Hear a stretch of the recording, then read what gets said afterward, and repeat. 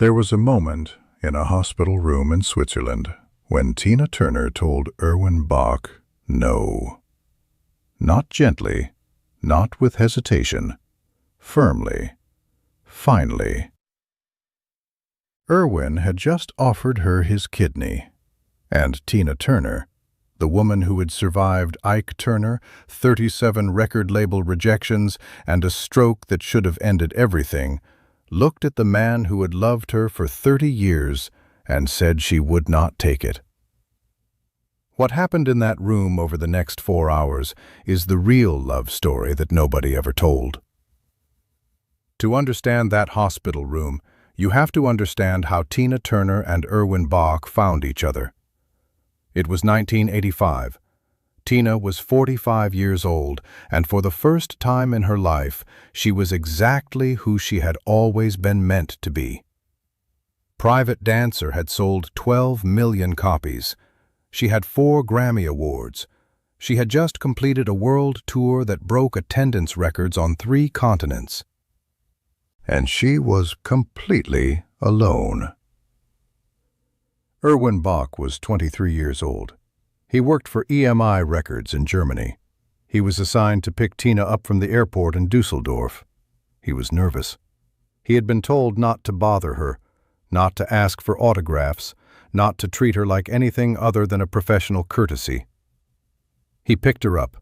He drove in silence for the first 10 minutes, and then Tina Turner, who had learned to read people the way other people read road signs, said something that Erwin did not expect. "You're not afraid of me," she said.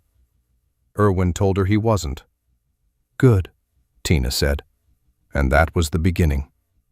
What followed was not a simple love story. Tina was 45. Erwin was 23. The industry whispered. The press calculated the age gap and wrote their conclusions before asking a single question. Friends expressed concern with the careful language of people who believed they were being helpful. Tina had spent decades with a man who expressed love through control and violence. She had spent years alone because alone felt safer than the alternative.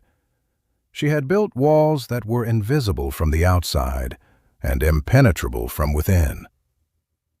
Erwin Bach did not try to climb those walls.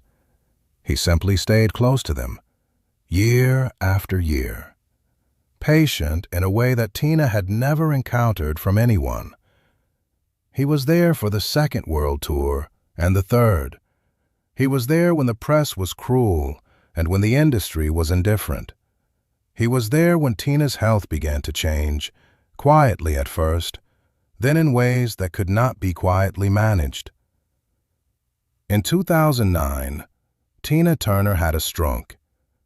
In 2012, she was diagnosed with intestinal cancer. In 2016, the kidneys that had been quietly failing for years finally reached a crisis point. Tina Turner needed a kidney transplant. She was on the donor list. She was receiving treatment. She was doing everything the medical system required of her with the same methodical discipline she had applied to every other crisis in her life. And then, Erwin Bach told her doctors he wanted to be tested as a potential donor. He was a match. When Erwin told Tina, she said no. Not because she didn't need the kidney, not because she doubted the medicine. She said no because Erwin Bach was 60 years old. Because kidney donation surgery carries real risks for the donor.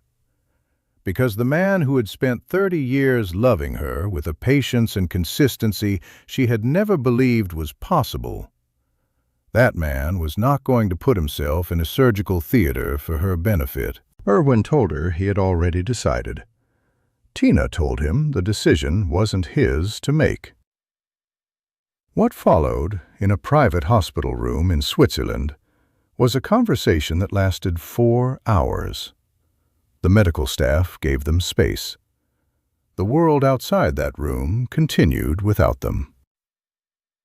Nobody recorded what was said. Nobody took notes. What is known is that Erwin Bach did not argue with Tina Turner. He did not present data.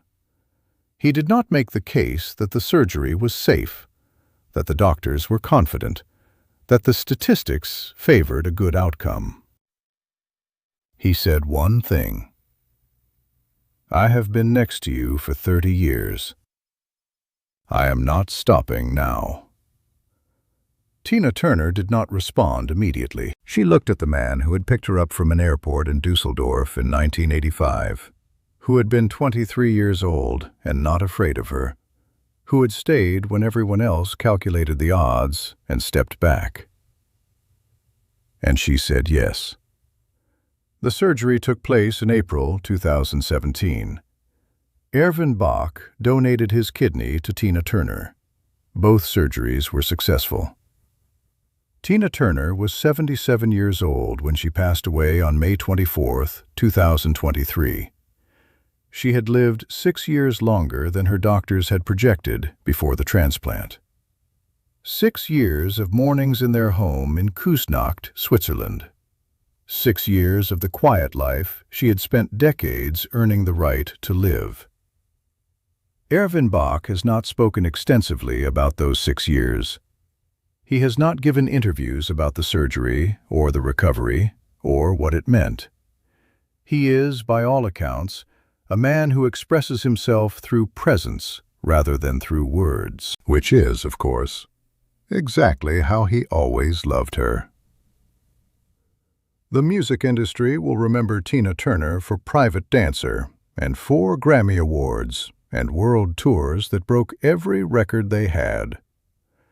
The historians will remember her for surviving Ike Turner and rebuilding her career at 44 and proving that greatness has no expiration date. But in a hospital room in Switzerland in 2017, none of that was the story. The story was a man who had been next to a woman for 30 years, looking at her and saying, simply, finally, without argument, "I am not stopping now." And a woman who had spent her whole life learning that love was something to survive, finally, quietly, after 30 years of evidence, believing him.